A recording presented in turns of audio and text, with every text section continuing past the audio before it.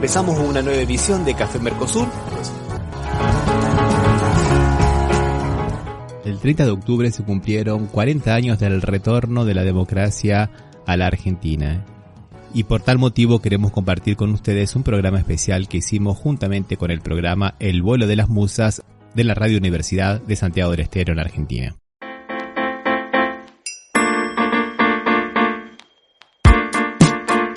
Y ahora vamos a entrar a un bloque especial que preparamos porque ayer se celebró los 40 años de democracia. Este bloque especial lo vamos a hacer junto al compañero Ramiro Cajiano. A quien ya mismo le damos las buenas tardes. ¿Cómo le va? Buenas tardes, Ramiro. Profesor. ¿Qué tal? ¿Cómo les va? ¿Cómo están todos por allí? Perdón. Un gusto. Se han cumplido 40 años, querido Ramiro, del 30 de octubre de 1983, cuando nosotros éramos púberes. No, ya no éramos púberes, éramos adolescentes. Ramiro tenía 16 o 17 o 15 y 16 aproximadamente. Yo andaba por los 12, 13, por ahí. Pertenecemos, vamos a decir, a una generación que pasó la dictadura siendo niños, digamos. Teníamos 10 años, 9 años cuando, el 24 de marzo.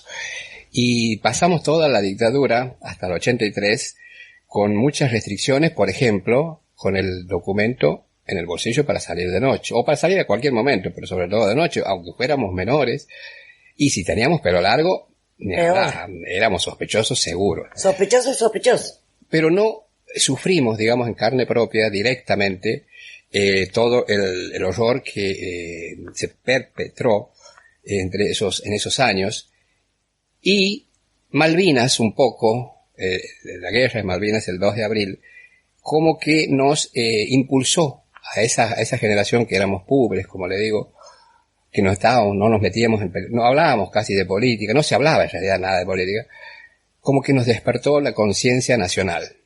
Y ahí nomás, después de la derrota, digamos, de Puerto Argentino, se llamó a elecciones, y ese 30 de octubre para nosotros fue muy simbólico, muy, muy, muy inolvidable, digamos. Habría que hacer una pequeña, no diría precisión, pero habría que destacar algo que fue Jimmy Carter. Jimmy Carter y la política de derechos humanos, principalmente cuando mandaron la comisión en el año 79 en la Argentina, la Comisión por los Derechos Humanos, donde los militares tuvieron que apresurarse a hacer todas sus maldades, todas sus desapariciones y todos sus delirios, porque no le daban el visto bueno desde los Estados Unidos, ¿no? La cosa cuando asume después Reagan, la cosa cambia. Pero nosotros cuando empezamos de alguna manera, a tener un poco más de vida social, a partir de la discoteca nosotros. Y era eso lo que nos ofrecía la dictadura, ¿te acordás, no? Motos, camperones y música disco y baile todo el día bailando, porque era eso lo que se imponía. Pero digamos censura, que nosotros censura a todo lo que fuera protesta. Arte de protesta. Absolutamente. Todo lo que era protesta, todo lo que tuviera algún atisbo de sexo, todo lo que fuera cualquier cosa era terrible. E inclusive nuestra cultura por ahí, que era la cultura del rock, era absolutamente críptico, con metáforas que casi no se entendían porque no se podía decir nada. Hoy veo que la gente dice, cómo Charly García dijo tal cosa. Bueno, pero nosotros en su momento, no sé si las interpretábamos tal cual las dijo, porque nos faltaba contexto, nos faltaba conocimiento histórico. Conocimiento, claro. Cuando Charly García dice, los amigos del alma pueden desaparecer, ¿viste? Era poco lo que se hablaba de los desaparecidos, era muy poquito lo que se hablaba. Entonces, de alguna manera, digamos como que tuvimos esa protección que vino, mirá vos, la única vez que el gran país del norte se porta bien con nosotros, ¿no? Qué ironía. Qué ironía. Que te veían como bichos raros, pero bueno, te llevaban preso, pero a las 2 horas te largaban, ¿viste? No pasaba como le pasó a la otra gente que tenía por ahí 4 o 5 años más que nosotros y que ellos sí veían como peligros y que ahí sí. No hacía falta que fueran terroristas. La mayor parte de la gente que fue desaparecida fueron sindicalistas. Y los militares hicieron el trabajo sucio de los empresarios. Eso hay que dejarlo muy claro. Por eso, cuando se habla de la dictadura militar, hay que decir que no, fue una dictadura empresario-militar. Y que se gestó en la casa de Martínez de Hoz, que fue el ministro de Economía, mucho tiempo antes. Y no, los cuarteles fueron, digamos, donde se ejecutó, pero donde se gestó, donde se pensó, donde se le dio forma fue allá. Y es interesante eso que estás comentando, porque si perdemos esos pequeños detalles, parece que la democracia fuera algo así como, bueno, ya la tenemos, no nos las quita nadie, porque mientras votemos cada 4 años, nosotros tenemos democracia. Vos sabés que es interesantísimo, hoy estaba pensando que no es así, porque antiguamente cuando había un quiebre en el orden democrático, venía un golpe. Entonces vos sabías muy claramente que ahora no podías decir nada, porque había un golpe de Estado, porque estaban los militares, porque se cerraban los periódicos, porque se intervenía la televisión, que era del Estado, lógicamente, se intervenían las directorías de los periódicos. Entonces vos sabías que algo había diferente.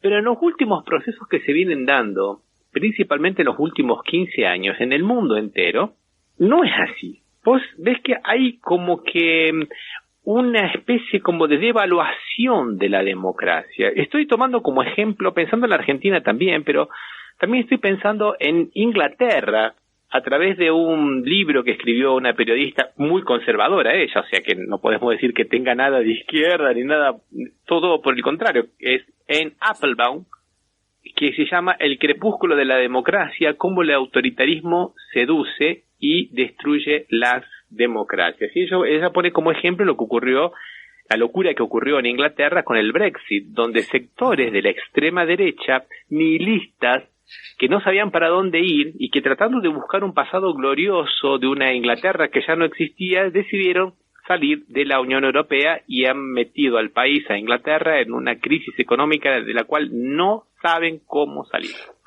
Y ella lo va explicando, y va explicando los sitios de internet de derecha, va explicando como, por ejemplo, un payaso como Boris Johnson, que lo tenían como una persona que estaba en Bruselas y que hacía los reportes del Parlamento Europeo, riéndose, haciendo ironía, de pronto llega a ser primer ministro.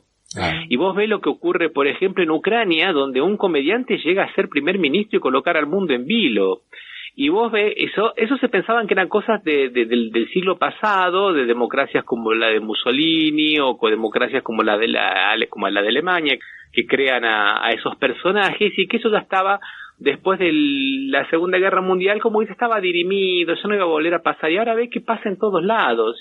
Y cuando nosotros vemos acá en Brasil a Bolsonaro y en Argentina lo que puede llegar a estar pasando, hay un paralelismo tan grande en esos procesos que es realmente asustador. Y no es que se termine la democracia. Ahora viene, digamos, una cosa híbrida, una semidemocracia, donde nosotros creemos que tenemos democracia porque vamos a votar cada 4 años, pero son elecciones que están llenas de operaciones de prensa, de operaciones propias de las guerras híbridas, desabastecimiento, corridas bancarias artificiales, fake news, cortes todas de las fruta. cosas que no son. Exactamente, Lawfare, Claro. Lawfare, o sea, son todas cosas que no son de la democracia. La democracia en el mundo entero está en peligro. En los propios Estados Unidos está en peligro.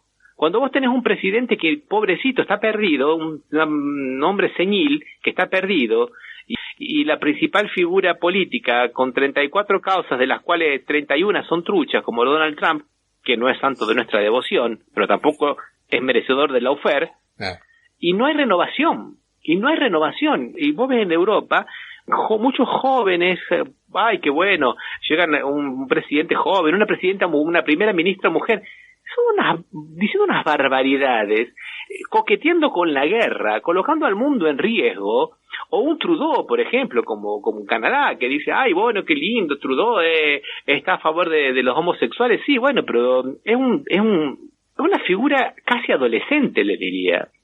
Tiene buenas maneras, por eso no llega a ser un Milei, pero y estamos hablando de Canadá. En ese contexto, Ramiro, hoy creo que los argentinos y las argentinas también tenemos que valorar, vos decías, esas democracias, entre comillas, o democracias, qué sé yo, truncas, o más bien rengas. Por ejemplo, comparemos con Chile. Digamos, después de Pinochet, siguió Pinochet en el gobierno. Claro.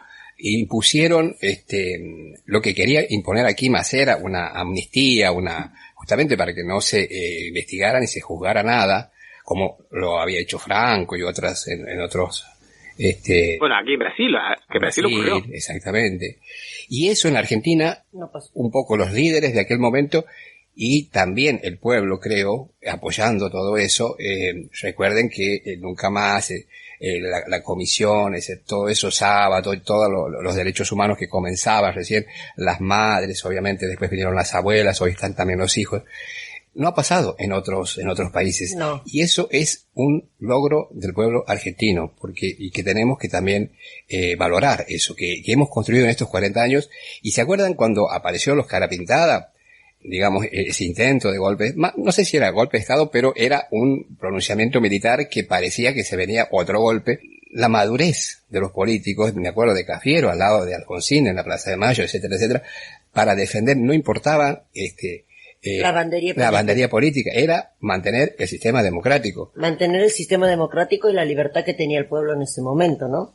Porque ahora tenemos un candidato que habla de libertad, pero no se interpreta a qué se quiere referir. Cuando en realidad es todo lo contrario. Con libertad, cuando él está queriendo eliminar la educación pública, la salud pública, cuando está queriendo eliminar los ministerios, la coparticipación a las provincias.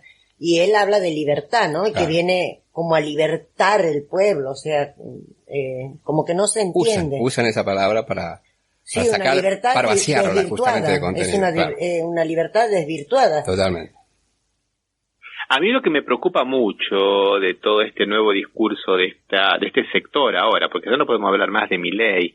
En realidad yo sabía que Milei ya renunció a todas esas locuras porque digamos, Macri le dijo, bueno, basta, hasta aquí llegamos porque con eso no ganamos y necesitamos mucho ganar.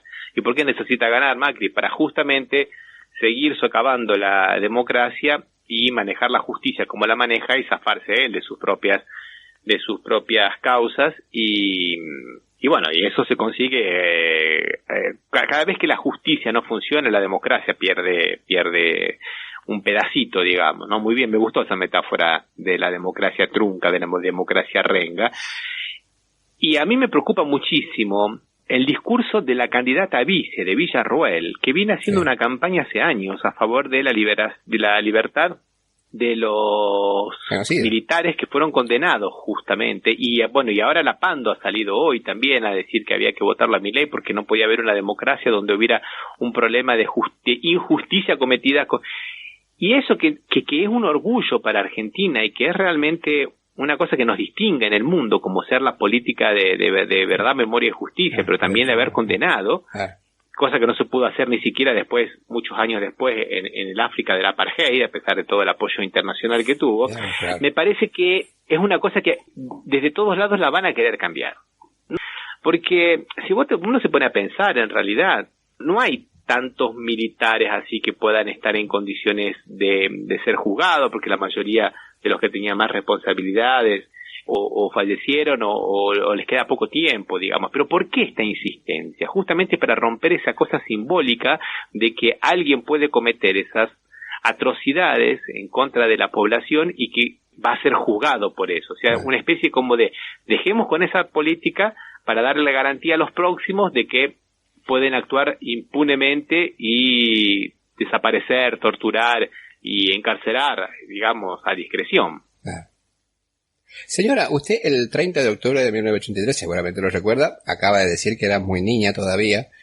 No, era muy chica, pero sí recuerdo un episodio que creo que fue en el 78, por ahí, donde mi abuelito estaba en mi casa, en la casa donde vivíamos en la banda, y vino la policía. ¿Se acuerdan esos Falcon? Color verde. Falcon verde. Que había, y parecía que se trataban de cieguitos, decía Pipo Chipolati. Ajá. Lo llevaron detenido por un par de horas, porque decían que pertenecía al grupo de los montoneros. Cualquiera. Y el viejo era peronista, o sea. No, y eso era lo que les molestaba también. Y eso era lo que les molestaba. O que los tíos hablaban de que no podían reunirse en la casa de nadie. Y en público menos. En público menos, pero después eso nosotros lo trasladamos aquí a la provincia, ¿no? Específicamente estoy hablando. Después de la crisis del 2001, que en el 2000 es donde yo empiezo a ejercer el trabajo sexual aquí en Santiago del Estero, y ahí entonces empiezo a ver, y cuando empezamos a ver para tratar de de derogar o reformar ese código de falta que era del año 55. Mire qué año, ¿no? El golpe de la fusiladora. Ahí vemos que estaban todas estas figuras, ¿no? Claro. Que la figura del merodeo, Claro. la figura si habría 2 o 3 personas reunidas en una esquina, era que estaban confabulando o eran sospechosos que estaban armando o tramando algo en contra del gobierno. Bueno, el código de falta penaba creo que hasta los vendedores ambulantes en ese momento. Y le daba rienda suelta a la policía que hacía cualquier cosa. Y a la policía que, bueno, como ahí decía Ramiro, hay muchos de ellos que ya no están. Nosotros tenemos uno de esos personajes que ya no están, que era Musasar, que él manejaba.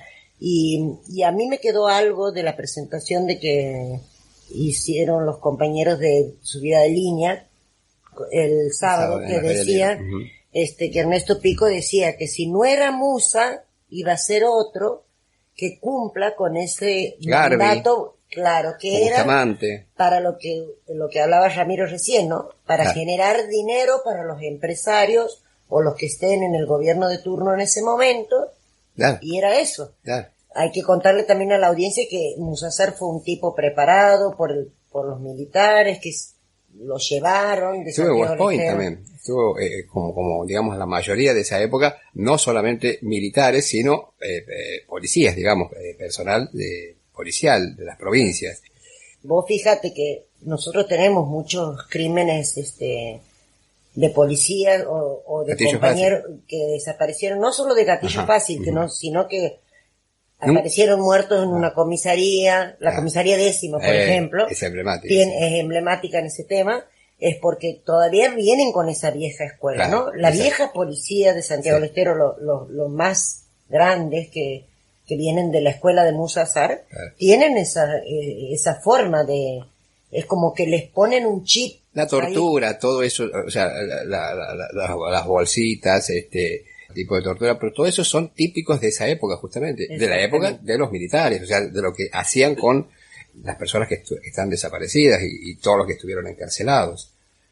Una pequeña rectificación, porque yo dije que no quedan muchos con vida. En realidad sí, quedan con vida, quedan varios con vida. Lo que pasa es que digo que no es proporcional el ahínco que le ponen para sacarlos libres a todos con los que quedan. O sea, ¿por qué están invirtiendo tanto en dejarlos libres si no son tantos? Hay como una desproporción. Ellos tienen una necesidad urgente de reescribir la historia, por decir que la dictadura, que es lo mismo que nosotros estamos viendo en muchos otros lugares también donde se está deteriorando la democracia, como en Alemania, donde dice que Hitler no fue tan malo porque Hitler hizo algunas cosas o en Italia, que bueno, Mussolini tampoco era tan malo, o acá en Brasil, que la dictadura en Brasil nos salvó del comunismo, y bueno, es la cuestión, digamos, de la batalla cultural simbólica, más allá de las personas que quieran dejar libre, ¿no? Exacto. Y gente que defiende esos años, a mí me ha pasado, a mi grupo familiar, digamos, gente actualmente que dice, bueno, pero estábamos mejor con los militares, y que no ha vivido eso, lo dice porque ha escuchado por sus padres, por su familia, etcétera, por quien sea que lo haya. O gente que sí ha vivido, Omar, porque yo tengo vecinos ahí donde vivo que te dicen, yo prefiero 1000 veces que vengan los militares, o sea, no entiendo a qué se refieren ellos con qué prefieren, porque ellos también, yo creo que esa gente, yo la otra vez una vecina le he contestado, hay que leer la historia y saber de lo que uno está hablando, porque la deuda externa que tiene nuestro país, que tuvo en realidad, y que Néstor la pagó, y después, esta nueva deuda que tenemos, la adquirimos, o la adquirió el gobierno del macrismo, pero la deuda histórica que tuvo nuestro país viene de la época de los militares, y la gente cree que nosotros vivíamos mejor en la época de los militares. O Martínez Dios, como dijo recién Ramiro, ese era el verdadero poder de la dictadura. En ese sentido, hoy uno de los grandes problemas que tenemos, que en 40 años no se ha podido resolver, es la herencia que ha tenido de la ley de entidades financieras, que no se pudo hasta ahora cambiar. Claro. Y eso es una de las grandes cosas que va generando bancos cada vez más ricos con rentistas cada vez más pobres, ¿no?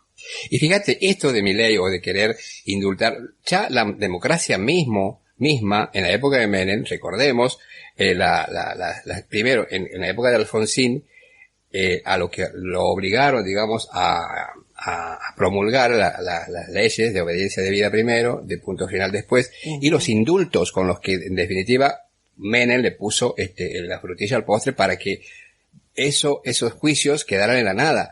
Y justamente Kirchner, cuando asume en el 2003, deroga ambas leyes y la Corte Suprema deroga los indultos y por eso se vuelve a abrir. O sea, este intento de Milei, que ojalá no pueda cumplirlo, pero es una especie de vuelta a esa época, ¿no? A esa prepiada, digamos, que era de los sectores militares. Comenzamos justamente hace un rato, dijimos, con Rico, con Campo de Mayo, y que fueron como distintos intentos de lograr una amnistía. Es la banalización, como dicen varias personas, ¿no? La banalización del mal. Bueno, ya lo dijo Hannah Arendt cuando explicaba el fenómeno del hitlerismo, ¿no? Del nazismo. Sí. Porque acá, por ejemplo, en el 2018 todo el mundo le decía, pero Bolsonaro está en contra de las mujeres. Bolsonaro dijo que la cuarta hija había sido un momento de debilidad. Está en contra de los homosexuales. Dijo que si tuviera un hijo homosexual le iba a moler a palo hasta que se corrigiera. Está en contra de los trabajadores. Está en contra de... No, pero una forma de expresarse, vos no te vas a creer todo lo que dice. Y después decían, bueno, yo la verdad que lo quiero para que administre el país, no lo quiero para que se case conmigo, decían las mujeres. Y después terminó haciendo todo lo que él decía. Y yo estoy escuchando ahora en Argentina esa, digamos, banalización del peligro Milei de mucha gente diciendo que bueno, que por qué seguir con esta porquería, mejor votar a un desconocido. No es un desconocido, no es un desconocido. Ya lo vimos en Brasil, lo vimos en un Boris Johnson, lo vimos en un Donald Trump, lo vimos en el mundo entero, uno más que se repite. No es ningún desconocido, gente, no banalicemos las cosas, es un tipo jodido, y está con otro tipo jodido, como Macri, que rompió las instituciones durante 4 años. O sea, no son desconocidos, no banalicemos, perdonen que me ponga enfático, pero es muy complicado, porque después, hasta hoy, ya pasó casi un año desde que Lula ganó, lo recordábamos ayer, y no se han podido reconstruir ni siquiera el 40% de las instituciones que destruyó Bolsonaro. Porque él no dijo, bueno, no va a haber más ahora un instituto del medio ambiente. No, lo llenó de gente que estaba en contra del medio ambiente. A ver si, y como eso, todo. Él durante 4 años sistemáticamente destruyó todos los órganos del gobierno, ¿sí? Y como le pasa a los ingleses, puede ser que ya hace bastante tiempo, ya estamos a 7 años y no saben cómo salir del problema que le dejaron esta dirigencia, ¿no? Bueno, eso es lo que tampoco nadie entiende, que por ejemplo nosotros cuando recuperamos el gobierno, cuando asume Alberto Fernández, agarramos un gobierno desbarrancado, desfalcado, sin ministerios, con una deuda, sin ministerios, y encima con una pandemia encima, ¿no? Y encima con operadores que hacen la operata, como están haciendo ahora con este tema de la falta de combustible, para que el gobierno no trascienda. Lo mismo que le hicieron a Alfonsín. Lo mismo que le hicieron a Alfonsín. O sea, también la gente... Para desestabilizar. Claro, la gente te dice, no, el gobierno tiene la culpa. O te dicen, el Estado tiene la culpa. Y ayer hablábamos con un compañero y yo le decía, ¿cuándo los ciudadanos vamos a aprender que nosotros también somos Estado? Y también es nuestra responsabilidad hacer que esos grandes empresarios o que esas grandes multinacionales que se llevan toda la plata afuera porque no la dejan en nuestro país, también no operen de la forma... No podemos vivir echándole la culpa al gobierno porque en realidad también nosotros somos parte de ese gobierno y tenemos que dejar de mirar para el otro costado porque por eso es que estos tipos nos pasan por encima.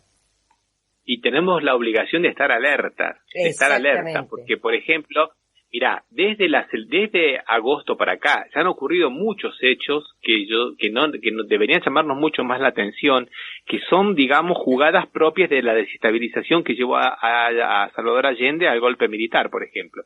Como por ejemplo, tuvimos el problema de la utilización de esa nenita que asesinaron en Buenos Aires el 9 de agosto, ¿se acuerdan? Cómo se la usaron para decir que Buenos Aires estaba un desastre, que era un caos. Sí. Bueno, después tuvimos los falsos saqueos, ¿se acuerdan? Como después se tuvieron... intentos de saqueos, después, premeditación para el todo, saqueo. Todo armado armado por grupos por grupo, digamos, de jóvenes. Después tuvimos la corrida cambiaria, que faltaban, después vimos que eran 4 o 5 cueveros y que con la acción de la policía se resolvió. Ahora tenemos la cuestión de la nafta.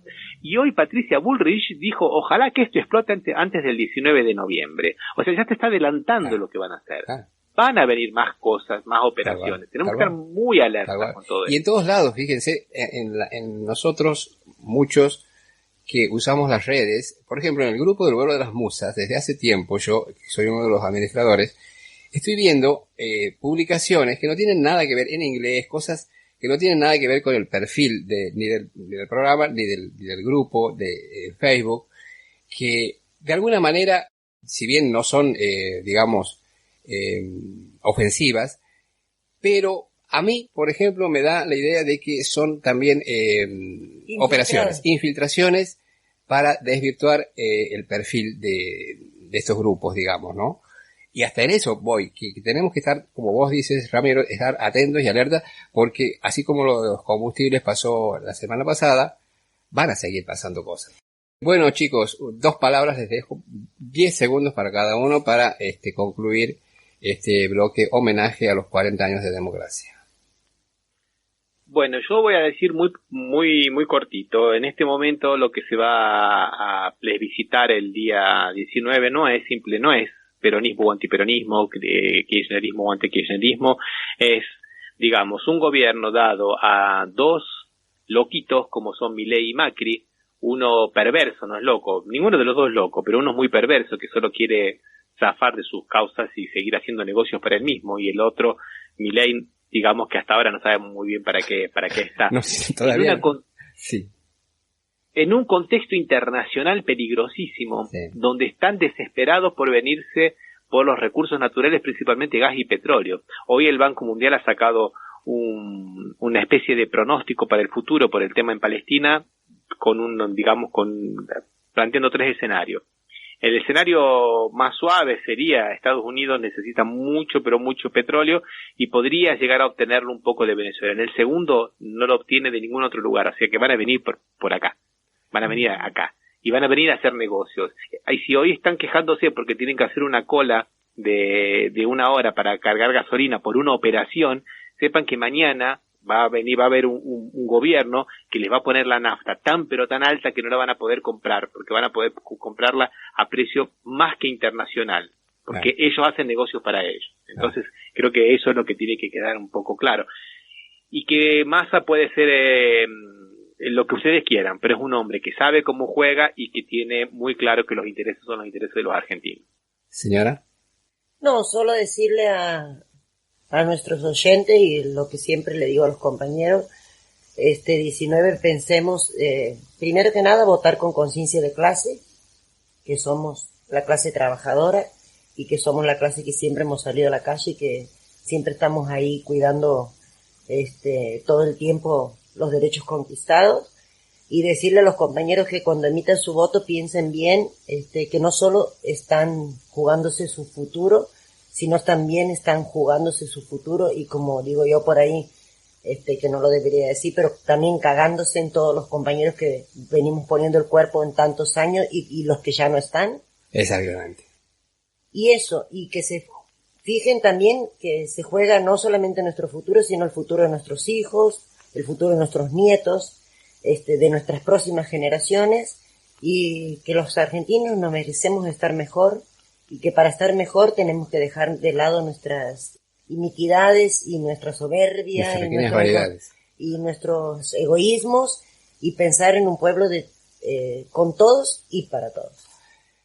Yo celebro estos 40 años por esos 30.000 desaparecidos, por las cientos de miles de familias que sufrieron, que fueron víctimas, las primeras víctimas, por los hijos, que todavía algunos no han recuperado su identidad, por todos los muertos anteriores, porque para mí el 76 fue una segunda etapa de la Revolución Libertadora, por todos aquellos que quedaron en el camino, varios compañeros que ya no están, que han luchado por esta patria libre, independiente, soberana, y que hoy estamos celebrando estos 40 años para que nunca más vuelva el fascismo y nunca más la antipatria.